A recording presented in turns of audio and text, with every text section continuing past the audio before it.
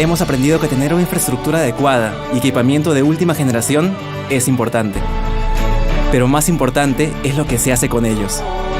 Hemos comprendido que tener servicios de calidad garantiza los procesos de enseñanza, pero que nuestra mejor garantía siempre serán nuestras ganas de superación.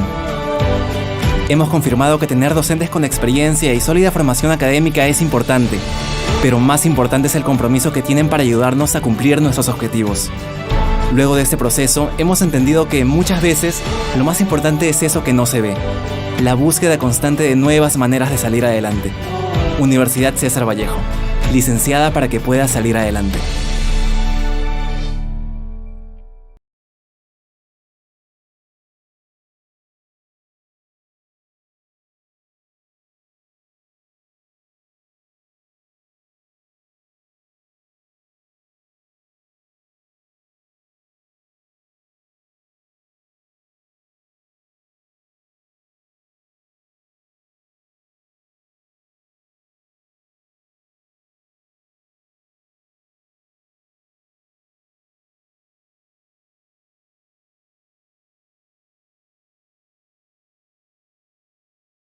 Darle la bienvenida y muy buenos días con los presentes. Estamos muy complacidos de compartir con ustedes este webinar que tiene como tema, ¿no? Las vulneraciones del debido proceso en audiencia de carácter penal por la carencia de la conducta ética profesional.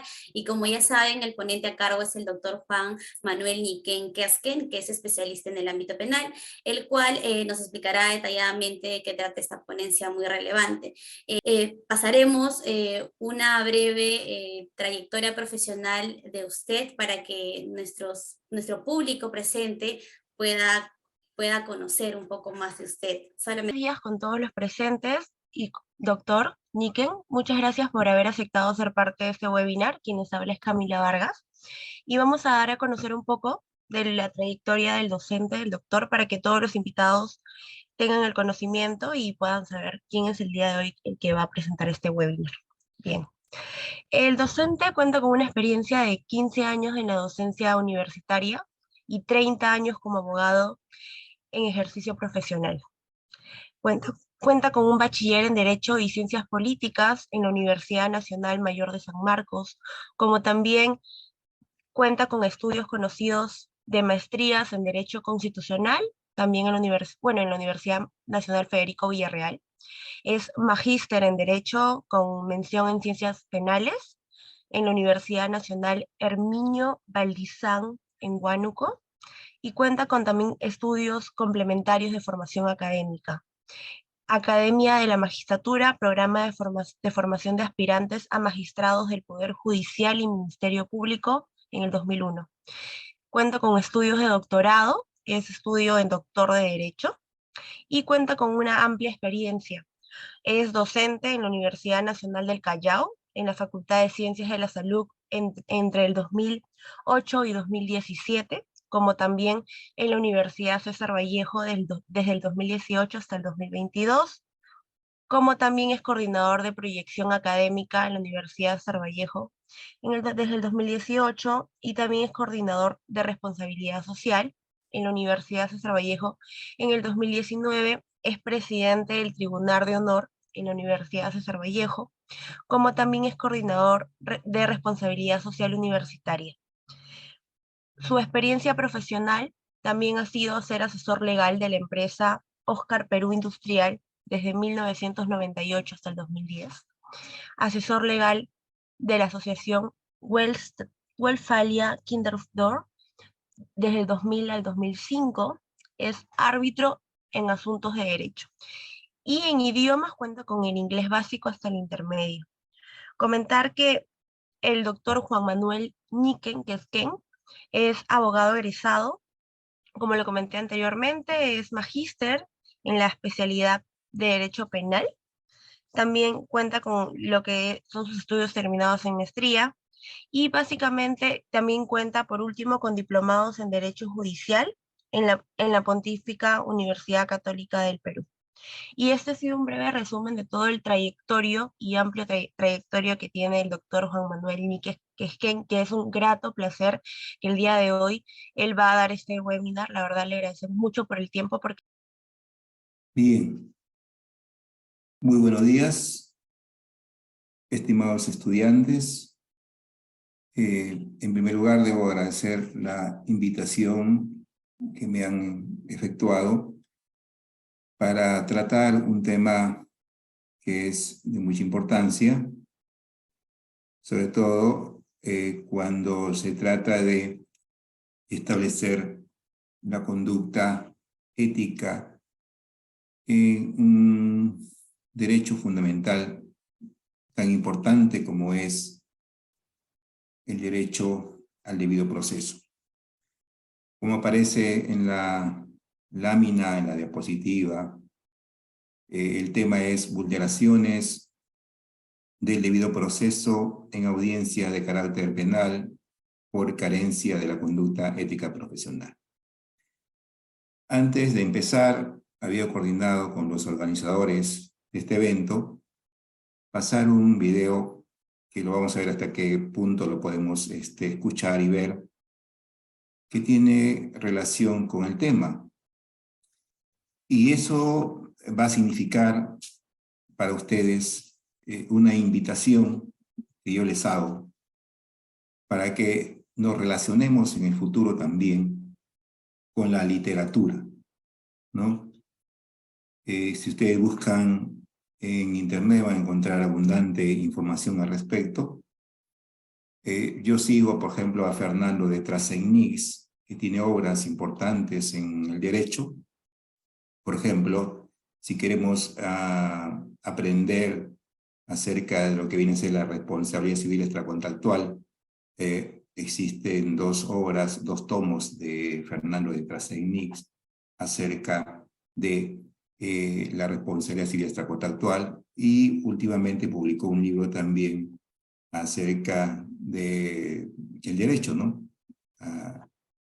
Me parece que es la insolencia en el derecho, que es un replanteo de lo que debemos entender por lo que nos concierne a nosotros, es decir, al derecho. La literatura ha estado siempre íntimamente ligada a nuestra profesión, ¿no? Entonces, la invitación, vuelvo a recalcar, que les hago es para que nos relacionemos con algunos textos de obra literaria, como por ejemplo la Divina Comedia de Dante Alighieri, El Mercader de Venecia de Shakespeare, William Shakespeare, El Quijote de la Mancha, por qué no decirlo también, que tiene una serie de situaciones que vinculan al derecho. Entonces veamos un pequeño video que nos narra acerca de lo que pasa, las vicisitudes que le toca pasar a un personaje de esta obra literaria, que es Joseph K., quien pasa una serie de penurias relacionadas con el tema que nos toca abordar el día de hoy, es decir, el debido proceso. Entonces, a ver si puede pasar el video para entrar en el tema. Gracias. Del escritor Franz. El proceso es una de las novelas más reconocidas del escritor Franz Kafka. Sin embargo, la misma es una obra inacabada y publicada de manera póstuma por su amigo Max Brod, quien se basó en el manuscrito que dejó el propio Kafka. Comencemos. La novela comienza con el arresto de Joseph K. Él estaba tranquilo en su casa, tratando de desayunar, cuando nota que hay una anciana que lo observa desde el edificio enfrente. Sale y se encuentra que hay policías realizando tareas de allanamiento. Lo invitan a volver a su habitación, pero le comunican que está bajo arresto. Ahora es cuando iniciará, entonces, el largo proceso judicial de Joseph K. Él se queja de esto, obviamente, y pide hablar con algún supervisor, pero los policías le dicen que no lo hubieran arrestado si no tuvieran algo sólido para culparlo. Sin embargo, nadie le dice qué es esto sólido ni por qué lo arrestan. Llega el inspector y le piden a Joseph que se vista para irse de allí. Joseph le pide que le expliquen qué está pasando, pero el inspector le dice que solo sabe que está bajo arresto. Sin embargo, le dice que puede ir a trabajar al banco tranquilamente, como siempre.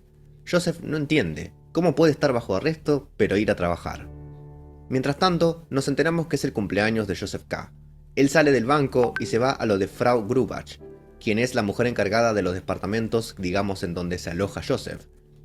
Él le pide disculpas por el arresto de esa mañana. Ella no se hace ningún problema y le dice que seguramente no sea nada. Luego, Joseph le pregunta por Fraulein Burstner, quien es otra vecina de esos departamentos, pero Grubach le dice que salió y que deben de andar con algún hombre. Esto molesta un poco a Joseph, pero se vuelve a su habitación. Finalmente, la mujer llega a la noche. Joseph sale a verla y se van a la habitación de ella. También le pide disculpas por lo de esa mañana y le cuenta lo que sabe hasta el momento, o sea, casi nada. Luego la besa y se vuelve a su habitación, ya que estaba hablando muy fuerte y otros inquilinos se quejan. Joseph es notificado que el domingo realizarán una investigación y que debe asistir a la corte. Sin embargo, no le dicen a qué hora y él se olvidó de preguntar. Va lo más temprano posible e ingresa en los tribunales, pero no logra encontrar hacia qué departamento o lugar ahí adentro tiene que dirigirse. Entonces está un rato largo buscando hasta que logra ingresar en un departamento y da con el juez de instrucción que lo regaña por llegar tarde. Le preguntan a qué se dedica, se le ríen y él los llama corruptos. Todos se quedan en silencio. Luego le dicen que con esos insultos solo logró que todos le tengan bronca y nadie querrá realmente ayudarlo con todo este proceso, con todos estos interrogatorios, etc. Joseph no se muestra preocupado, se niega a participar de más investigaciones, se levanta y se va. Pasa el tiempo, no le llega otra citación, pero igual va a la corte él mismo, a pesar de haber dicho que no. De todos modos, ese día no le correspondía ir, así que nada puede hacer. Descubre un pasillo vacío y habla con la mujer que lo atendió. Ella lo ayuda, dejándolo mirar los libros del juez de instrucción, pero al final se da cuenta que no son libros de leyes, sino que son libros pornográficos. Esta mujer habla más con Joseph y le dice que quisiera irse con él. Aparece Bertold, un estudiante que termina por llevarse a esta señora, y Joseph trata de averiguar a dónde se la llevaron. En esa búsqueda, se da cuenta que las oficinas judiciales están en un lugar miserable y en medio de un lugar residencial. Aparece el portero y le dice a Joseph si quiere recorrer las oficinas, entonces él acepta. Se cruza con personas también acusadas y con otros funcionarios. Esto lo agobia un poco y le pide al portero que lo acompañe a la salida, pero este se niega. Aparece una mujer y lo ayuda entonces. Gracias a ella logra salir del edificio y se siente un poco mejor al respirar aire fresco. Pasan los días y vuelve al banco. Se queda trabajando hasta tarde y luego se encuentra con los guardias que vinieron a arrestarlo días atrás. Estos están siendo castigados por otro hombre que está a punto de darles una golpiza.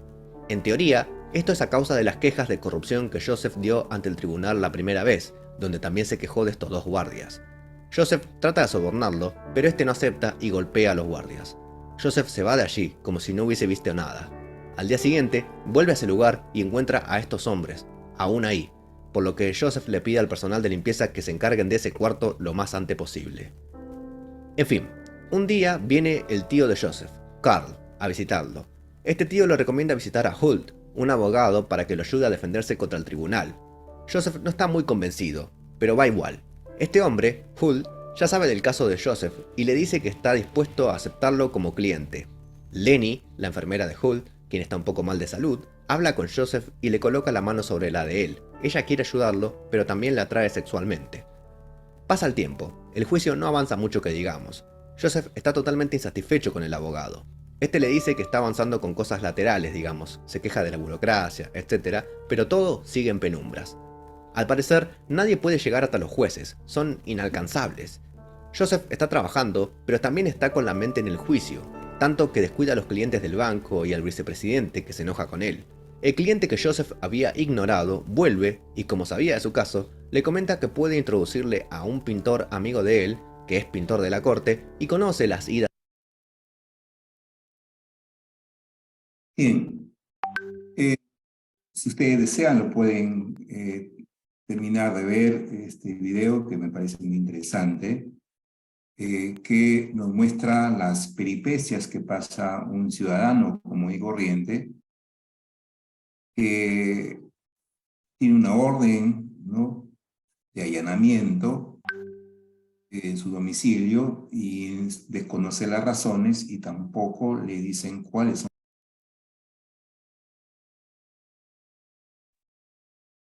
Y eso, ¿se me estuvo escuchando? Sí, acá. Ahí, Sí, por un momento doctor, se le escucha. se cortó la... Así, ya, muy bien. Entonces le decía pues que A veces la literatura nos brinda cierta ficción, pero en otras ocasiones la ficción se acerca a la realidad y lo supera, ¿no? Y esto que se puede encontrar en la obra de Kafka no está muy lejos de nuestra realidad, ¿no? Lo que vivimos los ciudadanos en la década de los 80, por ejemplo, ¿no? Que muchas personas eran apresadas, detenidas, llevadas a calabozos sin saber las razones por las cuales se les conducía a dicho lugar. El debido proceso tiene que ver eso, y la vulneración del debido proceso tiene que ver con ese tema. El Tribunal Constitucional ha desarrollado este concepto en diferentes sentencias, ¿no? Que también dejo a consideración de ustedes que revisen la sentencia del Tribunal Constitucional que nos refiere acerca del debido proceso. Debo, en términos generales, señalar que el Tribunal Constitucional ha reconocido que el derecho al debido proceso es una institución compleja, ¿no? Es una institución compleja que abarca más allá del ámbito jurisdiccional, porque a veces uno piensa que el debido proceso se circunscribe al ámbito jurisdiccional. No, va más allá del ámbito jurisdiccional, es decir, está en las etapas, ¿no? Que va más allá del tema de la jurisdicción, es decir, de la administración de justicia por parte de los jueces, ¿no? La idea del debido proceso es que cualquier autoridad, ya sea de particular o pública, tiene que tomar muchas veces decisiones, y en esa toma de decisiones puede, ¿no? Como pasa en el tema jurisdiccional, hasta restringir derechos. Pero la exigencia es que no lo haga de cualquier manera, ¿no? Tiene que respetar ciertas formas y ciertos contenidos. En la forma, por ejemplo, tiene que respetar el tema de la competencia, el tema del procedimiento previamente establecido, ¿no? Y en cuanto al contenido, tiene que justificar sus decisiones, como vamos a ver más adelante, ¿no? Tiene que justificar su pronunciamiento, ¿no? Hacerlo de la manera razonable a fin de evitar, ¿no? Pronunciamientos no sustentadas y que van a determinar que estas decisiones sean arbitrarias. El debido proceso también es un derecho fundamental, es un derecho que se encuentra en nuestro ordenamiento jurídico, ¿no? Pero no en nuestro ordenamiento jurídico, sino también en tratados y protocolos internacionales. Y de lo que se trata es de garantizar ciertos estándares, ¿no? A fin de no vulnerar estos derechos a las personas dentro, por supuesto, de un Estado constitucional de derecho. Acá tenemos una cita de Salmón y Blanco del año 2012 que menciona que el debido proceso asegura la mejor manera de actuar y brindar una solución idónea a cualquier tipo de controversia legal, ¿no? Y que además este tipo de acciones permiten que se desarrolle el proceso de aseguramiento y el ejercicio del derecho, haciendo que se genere una defensa correcta y promueva las instancias procesales, ¿no? Sabemos que el término a veces de debido proceso resulta, como dicen algunos, un pleonasmo. ¿Por qué un pleonasmo? Porque está añadiendo algo que se entiende, ¿no? Que está implícitamente, cuando se habla de proceso o debido proceso, se entiende que todo proceso debe ser debido. No podemos imaginar un indebido proceso, ¿no? Porque un indebido proceso estaría afectando precisamente el contenido, ¿no? de este concepto. Sigamos.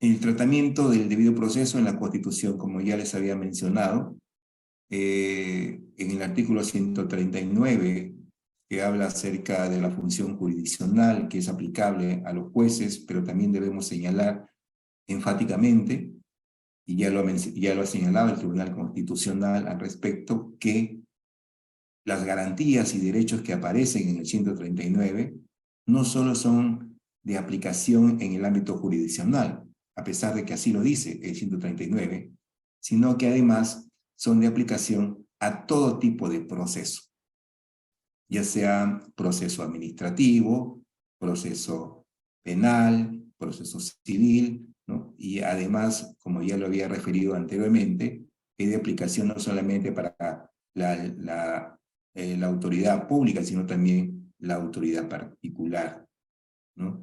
Cuando se inicia un procedimiento cualquiera que sea la exigencia mínima va a ser que ésta se conduzca bajo un debido proceso. Entonces, lo que se menciona aquí en pantalla es que el debido proceso no solo requiere una dimensión formal, sino también para obtener soluciones materialmente justas. Y además que, si podemos, a ver, más adelante, queremos seguir antes de eso, ¿no? Antes de las conductas, el tema del tratamiento del debido proceso en el Perú, ¿no? Es un derecho fundamental, como ya les había indicado, que aparece en el 139, inciso 3, ¿no? Se habla del debido proceso y de la tutela jurisdiccional, ¿no? Ahora, los derechos, como ustedes ya lo saben seguramente, los derechos fundamentales son de aplicación inmediata y otros derechos tienen una aplicación programática, ¿no? La de aplicación inmediata significa que se aplican de manera inmediata, como su propio nombre lo dice, ¿no? El derecho a la vida, por ejemplo, es de carácter inmediato. No requiere de... A ver, se fue la pantalla, me parece, fue Guismar.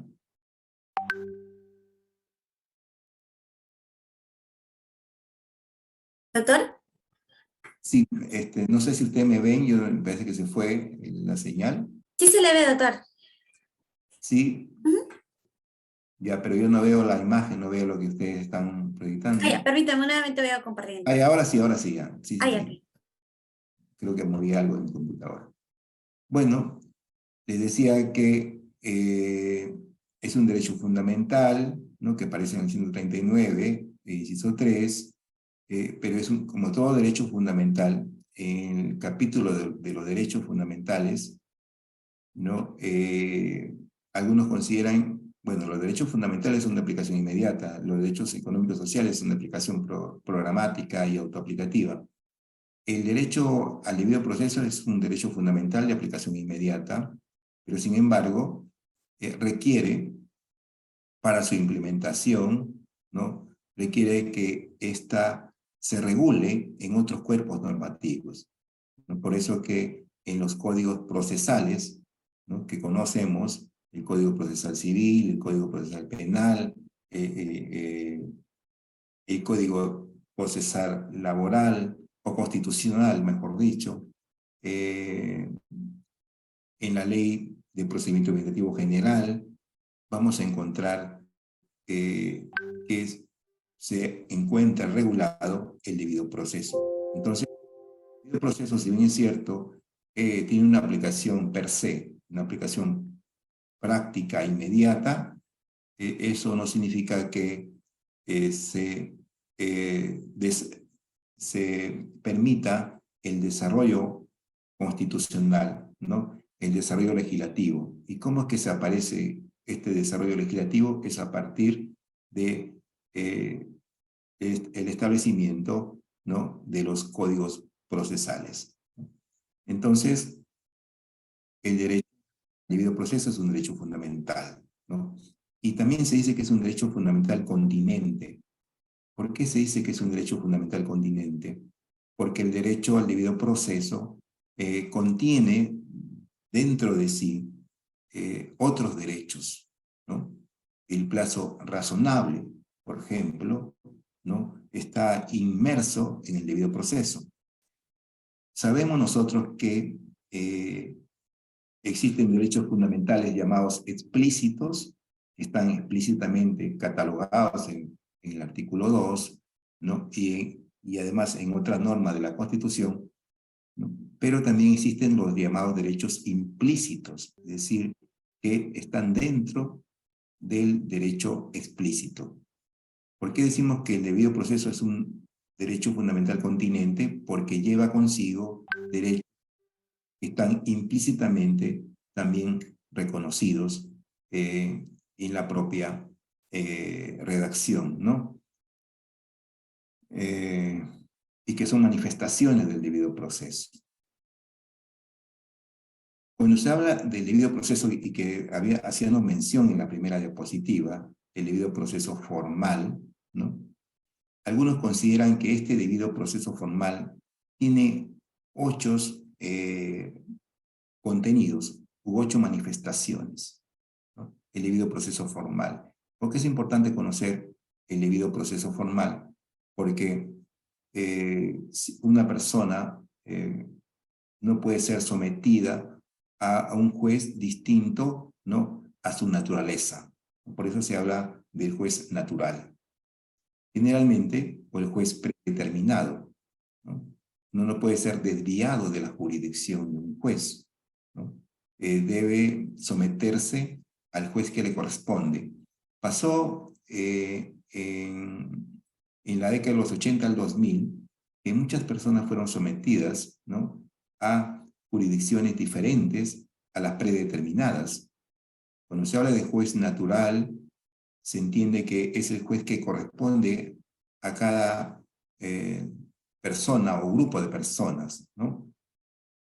A los civiles les corresponde el fuero ordinario, ¿no? A los militares les corresponde el fuero militar. Entonces, no se puede juzgar a una persona en el fuero que no le corresponde, en los jueces que han sido previamente establecidos para resolver los conflictos o para asumir competencia, ¿no? Entonces tenemos, por ejemplo, en el Poder Judicial a estos jueces, ¿no? Jueces penales, jueces laborales, es decir, jueces que están para resolver los conflictos, ¿no? Y que son jueces especializados. La otra manifestación, en su sentido formal, es el derecho a la defensa, ¿no? Todos que se someten a un proceso van a alegar el derecho a la defensa. Tenemos derecho a la defensa. Esta es una manifestación del debido proceso, ¿no? Y que este derecho a la defensa debe ser de manera irrestricta, ¿no? Y tiene que ver además, con lo que se ha denominado la presunción de inocencia. Otra manifestación del debido proceso en el ámbito formal es el derecho de prueba, ¿no? El derecho de probar, ¿no? Que significa no solamente la presentación, ¿no?, de la prueba, sino también su admisibilidad, su actuación y por último su valoración, ¿no? Y cuestión aparte es que dentro de la prueba no se admite la prueba prohibida, y eso ya lo vemos, que las pruebas prohibidas son aquellas que afectan derechos fundamentales. Otra manifestación del debido proceso es el plazo razonable, es decir, una persona no puede estar sometida a un proceso de manera determinada. Debe existir un plazo a fin de que en ese plazo se actúen, ¿no?, o se realicen las actuaciones procesales, ¿no? Si bien es cierto, el plazo razonable, como ya les había indicado anteriormente, no aparece en la Constitución como tal, regulado como tal, se entiende que es un derecho que está implícitamente dentro del debido proceso, ¿no? Y el plazo razonable tiene que ver además con la simplicidad o complejidad del proceso, ¿no? Porque no todos los procesos son iguales. Existen procesos que son simples, ¿no?, que no requieren mucha actuación, y existen procesos que son complejos, que requieren, sí, un mayor tiempo para resolver ese conflicto, ¿no? El otro tema es la motivación de las resoluciones, ¿no? Todas las resoluciones que emitan cualquier entidad, ¿no?, en ejercicio de sus funciones, deben estar debidamente motivados. Es decir, deseo saber cuáles son las razones, ¿no? Cuáles son los argumentos por los cuales se decide de tal o cual manera, ¿no? Y aquí, históricamente, existen casos en los cuales, ¿no? Se resolvían situaciones sin la debida motivación. ¿No? Es una conquista del presente siglo el tema de lograr que las decisiones judiciales sean debidamente motivadas. Y cuando se habla de debidamente motivadas, es decir, deben ser justificadas, ¿no? Debe contener una justificación interna, una justificación externa, debe contener logicidad, ¿no? En lo que se resuelve. Por eso es que decimos, por ejemplo, que la parte más importante de una sentencia, ¿no? La sentencia sabemos que tiene tres partes, ¿no? La parte positiva, la parte considerativa y el fallo. ¿Cuál es la parte más importante de una sentencia? Cualquiera sea su naturaleza, ya sea civil, penal, laboral, lo que sea. La parte más importante de una sentencia es la parte positiva. ¿Por qué? Porque en la parte positiva están los argumentos, está la justificación, las razones por las cuales se toma una decisión. Si me vas a condenar, necesito saber cuáles son las razones, ¿no? Por las cuales se va a decidir de esa manera, ¿no? Entonces, resulta importante la motivación. Debe ser justificada interna y externamente, como ya lo hemos mencionado. Otro de las manifestaciones del debido proceso formal es la pluralidad de instancias, ¿no? ¿Por qué? Porque toda persona tiene derecho a que la decisión de un juez, de un magistrado, sea revisada, ¿no? Sea revisada por una instancia superior. Y lo que observamos nosotros, cuando ustedes analizan las sentencias, por ejemplo, emitidas por la Corte Suprema, ¿no? En cualquier materia, o una sentencia constitucional también, nos damos cuenta que existen diferentes criterios e interpretaciones acerca de una norma y acerca de un hecho, ¿no? Entonces, lo que se busca a través de la pluralidad de instancias es garantizar que la decisión adoptada por un órgano inferior sea revisada por un órgano superior, ¿no?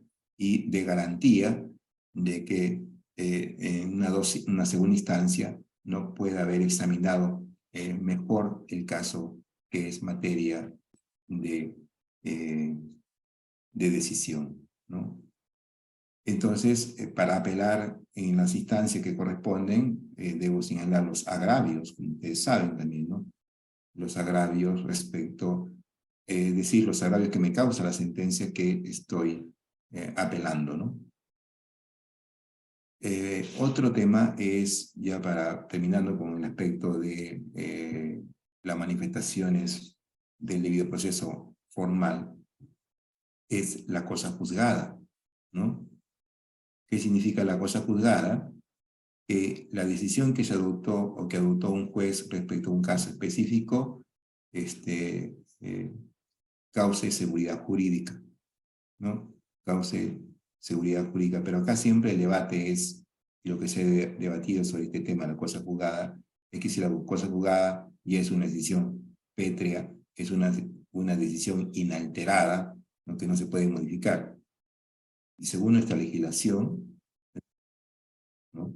Una decisión en cosa juzgada puede dar lugar a que, a través de mecanismos procesales que la propia ley establece, se pueda cuestionar una cosa juzgada. Por ejemplo, en el ámbito civil tenemos una demanda, ¿no? Cuyo título es la demanda de cosa juzgada fraudulenta, el título del proceso, ¿no? Entonces uno puede intentar, ¿no? Cuestionar a un fallo que obtuvo la condición de cosa juzgada a través de un proceso, ¿no? Denominado cosa juzgada fraudulenta. ¿Por qué? Porque puede ser que ese proceso que obtuvo la condición de cosa juzgada se haya, ¿no? Realizado con fraude.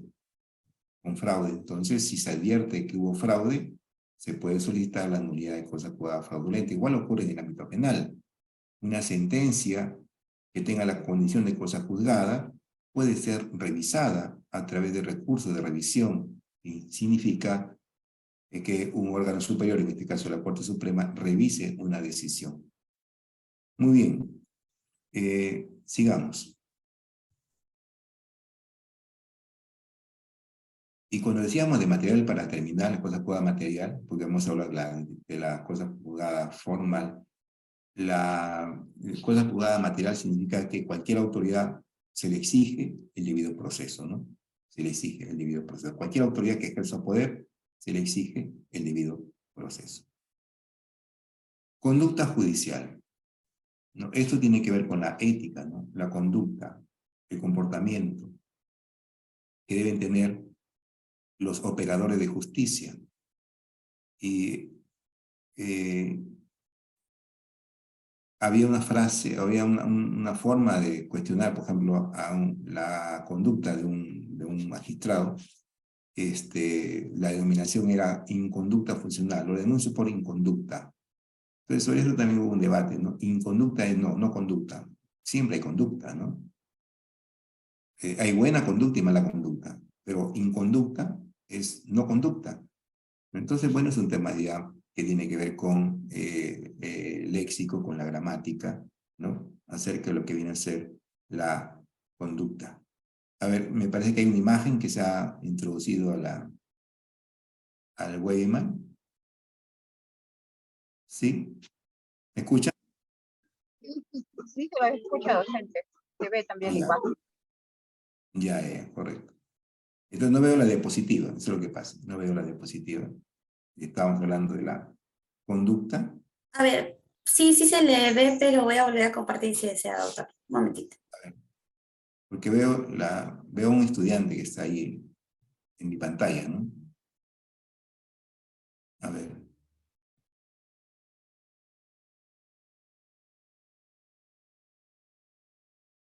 Ahora sí puede visualizarlo. Ahora sí. Entonces, le decía pues que había un tema sobre lo que cuando uno denunciaba a un juez por inconducta funcional, ¿no? Hubo un debate en que inconducta no existe, sino existe buena o mala conducta. Bueno, la falta de conducta judicial se manifiesta en distintas formas, ya sea, ya que los estándares éticos, dice en la diapositiva, corrigen acciones, omisiones y relaciones problemáticas que ocasionan la confianza pública, ¿no? Que tiene que ver con comportamientos inadecuados, como incumplir con la inhabilitación de un juez envuelto en conflicto de intereses. Esto ocurre. Hace poco, por ejemplo, con el tema de los cuellos blancos, se cuestionó a un magistrado que es probo, intachable, que nosotros lo seguimos, ¿no? A César San Martín Castro, por ejemplo, ¿no? Tiene su obra de Derecho Procesal Penal, es uno de los referentes en el tema del proceso penal. Sin embargo, se le cuestionaba a él el hecho de haber interferido en las decisiones de un juez de menor categoría, el juez supremo, ¿no? Y al solicitar que se le dé atención, ¿no? Atención oportuna a un caso de un familiar, de un hermano, ¿no? Entonces, ¿hasta qué punto esa conducta es una conducta ética o no? Si uno puede abogar, siendo magistrado, haciendo uso, ¿no? De las instalaciones, del teléfono, ¿no? de los bienes públicos para solicitar que otro juez de menor jerarquía interceda en ese caso. Pero eso que parece graficado, ¿no? con el juez San Martín Castro no es un caso anecdótico que podemos descontextualizarlo, es casi común, o era casi común, era un quehacer diario y cotidiano. Miren, yo les cuento una anécdota. Yo estuve trabajando en el Poder Judicial cuando fui estudiante universitario como ustedes. Tuve la suerte de trabajar en el Poder Judicial y encontré el sentido del derecho ahí, ¿no? Me vinculé al derecho. Entonces, ¿pero qué observé? Pues uno observa la conducta de las personas, cómo actúa el aparato judicial, el aparato jurisdiccional, ¿no? Y, por ejemplo, veía que en algunos casos congresistas, ¿no? de la República que tenían casos, que tenían su estudio jurídico, ¿no? Congresistas que tenían estudio jurídico y que llevaban casos, ¿no? Claro, no directamente ellos, pero sí su estudio jurídico. Cuando se trataba de resolver un caso, ellos pedían conferenciar con el juez. Entonces, imagínense ustedes, un congresista conferenciando con un juez, y más aún, antes los jueces que conocemos nosotros eran designados por el Congreso de la República. Así como ahora, por ejemplo, ¿no? ¿Quiénes lo designan a los miembros del Tribunal Constitucional? El Congreso de la República, ¿no? Entonces ellos deben cierto favor. Es un poco que se desliguen totalmente. Puede ser, si que tienen autonomía, independencia, si que tienen ética, ¿no? Pero de alguna otra manera hay cierta influencia, ¿no? Entonces yo veía eso, veía que congresistas muy reconocidos, ¿no? Que no aparecían en el proceso, sino sus estudios jurídicos, pero al momento de resolver el caso, se entrevistaban con el juez. Eso fue un dato. Otro dato fue que algunas empresas, grandes empresas, ¿no? Buscaban relacionarse con ¿quiénes? Con los operadores, con los secretarios de juzgados, ¿no? Con los que tenían en sus manos los expedientes judiciales. ¿Y por qué se buscaban relacionarse y además darle, porque era así, yo no entendía en ese entonces, era estudiante, ¿no? Y a su vez trabajaba, pero por ejemplo buscaban darle ciertas prebendas, invitaban a todo el personal de ese juzgado a comer, por ejemplo, ¿no? A un lugar, ¿no? Pero ¿cuál era el propósito? El propósito era que sus casos, cuando llegasen sus casos a ese juzgado, tuviesen la preferencia en la atención, ¿no? Buscaban que sus casos sean preferentes con relación a los demás. Eso se ha ido superando con el tiempo, porque antes el sistema de ahora es distinto al sistema de antes de los 90, por ejemplo, ¿no? Ahora existe una mesa de partes única, antes no, antes los abogados buscaban al amigo secretario para dejar sus demandas, ¿no? Y que eso significaba, pues, en cierta manera, arreglar con ellos. Entonces, existe la no práctica o la no praxis de una ética en el ámbito del debido proceso en las audiencias. ¿Qué sucede en las audiencias, por ejemplo? Los jueces citan audiencias, ¿no? Para que las partes estén presentes, ¿no? Sin embargo, sería ético que un juez cite a las partes y empiece las audiencias después de 20, 30 minutos. O sea, es decir, las partes y los abogados no tienen consideración, ¿no? En cuanto al tratamiento de persona humana que deben ser atendidos. Imagínense ustedes, nos quejamos cuando sacamos cita en un hospital, ¿no? Y no nos atienden, o nos tienen ahí sentados y nos atienden después de horas. Crea un malestar, ¿no? Crean un malestar. Entonces, si ustedes llegan a ser de alguna otra manera magistrados, porque eso es mi deseo, que ustedes sean jueces, magistrados, fiscales, ¿no? No hagan eso, ¿no? A ustedes les paga el Estado para que den un servicio eficiente, ¿no? Adecuado, ¿no? Y uno se lleve una buena imagen de la institución en la cual ustedes trabajan, ¿no? Entonces, lo que se observa es eso, ¿no? ¿Hasta qué punto, se pregunta uno, el tema del COVID ha creado, ¿no? Problema de ética en el ámbito de las audiencias? Porque aquí lo que se propone analizar es el tema de las audiencias, ¿no? El aplazamiento de audiencias. Ustedes saben que por el problema de COVID no se realizaron audiencias, ¿no? Y después eso generó una acumulación de procesos. Bueno, entonces es importante, resulta relevante, ¿no? Acogernos a un código de ética, ¿no? Los abogados tenemos nuestro código de ética, el Poder Judicial tiene su código de ética, y lo que debemos hacer es cumplirlas, ¿no? Cumplir este contenido, ¿no? Lo que significa la ética, como una praxis diaria y cotidiana que debemos realizar todos nosotros. Bueno, en todo caso, doy por finalizada la ponencia de hoy día. Yo sé que ustedes están pensando en el Mundial, ¿no? Hoy día es la inauguración. Bueno, pero en todo caso les invito a que, como dije al comienzo, tomen lectura de la literatura, así como en grupos anteriores les hablé acerca de la importancia de la filosofía en el derecho. En esta oportunidad les invoco a leer literatura. Muchas gracias. Bien, es un gusto haberle escuchado esta ponencia magnífica. Ahora, bueno, dándole gracias antemano y a los presentes también por estar participando en este webinar educativo. Bueno, doy pase a mi compañero Wilder para que, bueno, pueda interactuar el doctor con los participantes, ¿no? Si tienen alguna duda o pregunta acerca del tema. ¿Qué tal? Buenos días, doctor. Muy interesante la ponencia, muy agradecido también con su asistencia por el día de hoy. En este caso, bueno, no sé si es que hay algún interesado para poder realizar un cuestionario hacia el doctor, si es que alguien tiene alguna duda.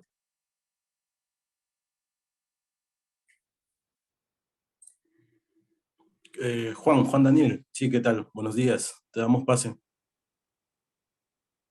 Sí, buenos días, profesor, buenos días, compañeros alumnos. Agradecido de la ponencia y siempre el apoyo del profesor que siempre nos apoya a todos los alumnos para estos tipos de eventos. Solamente rapidito, ¿no, profesor? Era respecto al debido proceso, ¿no? Usted manifestó que en el debido proceso formal hay 8 manifestaciones. Una de ellas es el plazo razonable. Mi pregunta lleva básicamente al plazo razonable no indeterminado, ¿no? ¿Qué pasa en este caso, profesor, con los procesados que están en las cárceles y purgan prisión sin condena y están encerrados años de años? Entonces, ¿qué hace en este caso el Poder Judicial o el Estado si estamos justamente hablando de estos debidos procesos formales que están obviamente insertos en la ley, ¿no? Muchas gracias, profesor, y saludos a todos. Gracias. Bien. Bueno, los que están purgando prisión sin condena lo están seguramente haciendo por una medida de coerción personal, ¿no? Una prisión preventiva, pero hemos visto también casos en los cuales, cumplida el plazo de prisión preventiva, automáticamente debe salir en libertad, salvo que tenga otro proceso con una medida cautelar que le impida, ¿no?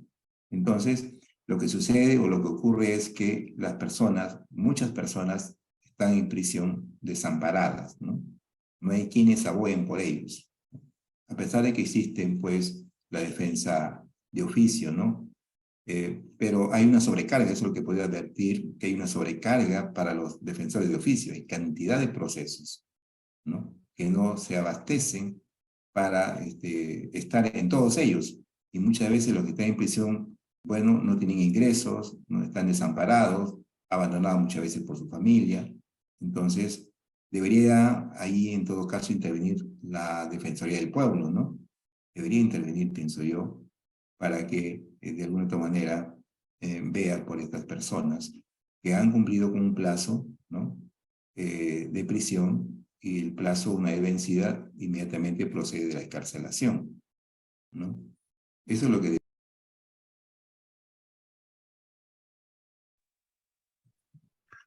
Era Yadira Cáceres. Un gusto, docente. En primer lugar, quería agradecerle por tener esta excelente ponencia. En otro lado, quería preguntarle, doctor Juan, ¿usted conoce algún caso donde se haya vulnerado el debido proceso en una audiencia por la carencia de ética en los profesionales que intervienen? Bueno, sí hay casos, ¿no? Lo bueno que ahora, por ejemplo, nosotros podemos tener acceso no solamente por el ejercicio profesional que uno tiene de abogado, de estar en las audiencias. Yo digo, por ejemplo, sería una falta de ética que un juez que está a cargo del desarrollo de un juzgamiento esté con cámara apagada. Faltaría la ética. O sea, se supone que debe haber inmediación, debe haber un contacto directo del juez en lo que está ocurriendo en la audiencia. Segundo, ¿no? Si vemos a un juez que está con la cámara prendida, pero no presta atención a lo que está aconteciendo en el desarrollo del proceso, es un juez que va a sentenciar, ¿no? Es un juez que va a emitir una sentencia. En la presencialidad hay un tema de inmediación, ustedes conocen el tema de la inmediación, ¿no? Entonces, sí se presentan casos en los cuales, en el desarrollo de las audiencias, ¿no? Aparecería no solo faltas éticas, sino también medidas disciplinarias que habría que aplicar, ¿no? Pero sí, considero que si uno hace un parangón con otras audiencias en las cuales se observa a un juez proactivo que pregunta porque desea llegar a la verdad de los hechos, ¿no? O un juez que en lugar de estar escuchando a las partes, está haciendo otra actividad y se ve en la pantalla, ¿no? Se ve en sus imágenes que aparentemente es como si estuviese, pero no está en el proceso, ¿no? Entonces, eso serían, sí, me parece, faltas éticas, ¿no? Pero no solamente faltas éticas, pienso yo, no solo faltas éticas, ¿no? Pero hemos visto también en algunas audiencias, ¿no? Que el buen comportarse del juez, ¿no? El estar con la vestimenta adecuada. Y a veces, por ejemplo, he podido observar en un magistrado que estaba en plena audiencia y estaba con la cámara prendida, ¿no? Y se olvidó de apagar su cámara, entonces él se levantó de su asiento y tenía la mitad de cuerpo con el terno y la otra mitad no. Entonces, estaba con ropa ligera, ¿no? Entonces, sería una falta ética también, porque las formas es importante, ¿no? Las formas. Porque ellos son exigentes, por ejemplo, con los abogados. Cuando un abogado va a hacer un informe oral, ¿no? Y no va con la vestimenta, con el atuendo que corresponda, o no lleva la cinta que lo identifica como abogado, pueden hasta emitir una sanción o una llamada de atención. Ahora damos pase a la señorita Yesenia. Adelante. Buenos días, doctor. Quería hacerle una pregunta. Por decir, ¿no? En el caso que se encontraran pruebas de que el debido proceso no se realice conformemente, ¿cuáles son las consecuencias, ¿no? que trae esta falta grave y vinculada con la conducta ética? Muy bien. La afectación del debido proceso, una afectación del debido proceso acarrea la nulidad, puede acarrear la nulidad del proceso, ¿no? Si se afectó, por ejemplo, el derecho a la defensa, si se afectó el derecho a la pluralidad de instancias, si se afectó el derecho al juez natural, si se afectó el derecho a la admisión de las pruebas, entonces esto puede llevar como consecuencia, como consecuencia a que se anule el proceso, ¿no? Que se anule el proceso. ¿Y eso qué implica? ¿Una falta, solamente una falta procesal? No, puede implicar una falta ética del magistrado, ¿no? Que no ha evaluado, ¿no? Con imparcialidad, ¿no? El tema que se le puso a su consideración.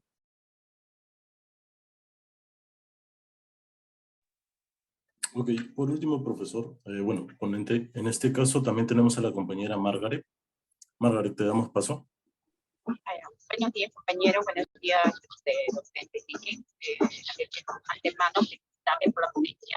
Es un tema muy relevante lo que está tocando, porque es lo que se ve hoy en día a día en los juzgados, y también la falta de ética moral que hay algunos magistrados o algunos profesionales del ámbito de derecho incurrimos en faltas, ¿no? Docente, mi pregunta es, por ejemplo, usted como profesional a lo largo de su trayectoria recorrido, ¿usted ha visto en el juzgado qué tipo de faltas cometen mayormente los jueces en el caso de alguna persona que ha vulnerado sus derechos? Bueno, sí le copié, ¿no? Sí he podido observar o constatar en algunos casos algunas faltas por parte de los magistrados en el desempeño de sus funciones, ¿no? Bueno, sí, a lo largo de mi historia, y a veces uno se va desencantando, ¿no? y espero que ustedes no se desencanten con la profesión, que sigan adelante, ¿no? Que logren, en todo caso, sobreponerse de cualquier situación adversa, ¿no? Y que logren, ustedes son el desarrollo, son el futuro, mejor dicho, ¿no? Lo que cuestionamos no deberían hacerlo ustedes, ¿no? Sí he podido observar hasta tratos inhumanos, ¿no? Con el personal muchas veces con los cuales ellos trabajan. Entonces, claro que sí. Ahora, los mecanismos, actualmente existen mecanismos para tratar de que eso no suceda. Estuve viendo hace poco un proceso de tráfico de influencias, ¿no? Entonces, por ejemplo, un magistrado debería estar en su despacho, ¿no? Y en este caso este magistrado no estuvo en su despacho, viajó a otro país, a otro distrito para hacer algunos acuerdos de favorecimiento a una persona que no era su cliente, sino por amistad. Yo un tiempo trabajé con un juez que era un juez probo, ¿no? Pero que en el tema de los cuellos blancos, por ejemplo, el presidente de la Corte ese entonces, le invitó a un almuerzo y él no sabía que en ese almuerzo había invitado también a un empresario y al final se había envuelto un proceso, ¿no? Un problema. Entonces hay que cuidarse. En el Poder Judicial y en el trabajo no existen amigos. Cada cual debe cumplir su deber, ¿no? Eso es lo más importante, ¿no? Cada cual debe cumplir su deber. ¿Y por qué? Porque la amistad a veces nos lleva por otros caminos o nos puede inducir a ciertos errores, ¿no? Entonces, eso sería la meditación final para ustedes. Wilder Ipanaque va a concluir con una pregunta. Docente, doctor Juan, ¿qué tal? Bueno, con su experiencia, ¿algunas recomendaciones para los futuros abogados y participantes en general de este webinar que deseen saber más al respecto de la vulneración del debido proceso en audiencias por la carencia de la conducta ética profesional? Bueno, sí, ustedes saben que nosotros nos sometemos, ustedes se van a someter a una ley orgánica del Poder Judicial, ¿no? Entonces los jueces se deben someter a esta ley orgánica del Poder Judicial, se deben someter a su código de ética, igualmente el abogado, ¿no? Hay que hacer camino al andar, como dice Antonio Machado, ¿no? Caminante no hay camino, se hace camino al andar. ¿Por qué? Porque muchas veces los jueces quieren alcanzar el mundo al día siguiente. Apenas son abogados, ya quieren el mundo. No, el mundo se conquista de a pocos. De a poco se conquista el mundo, ¿no? Paso a paso vayan construyendo ustedes su profesión y dentro de su profesión su ética. Es lo mejor que puede construir una persona, un abogado, ¿no? Después vendrá el reconocimiento, ¿no? Después vendrá el mundo para ustedes, ¿no? Después conquistarán el mundo. Pero lo primero es ser muy consecuente con sus principios. Ok, doctor, muchísimas gracias por esta excelente ponencia. La verdad, nos hemos quedado encantados. Este tema magnífico a tratar, es muy relevante y sobre todo amplio.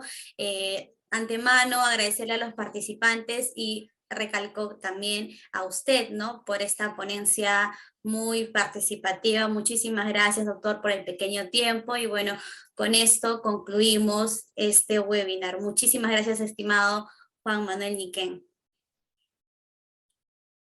Gracias a ustedes por la invitación. Siempre es un gusto para mí compartir con ustedes conocimientos. También aprendo de ustedes. Eso es, así es la vida. Uno aprende de los estudiantes, el estudiante aprende del docente. Y lo más importante es tener una interacción muy cordial, ¿no? Y con mucho respeto. Muchísimas gracias.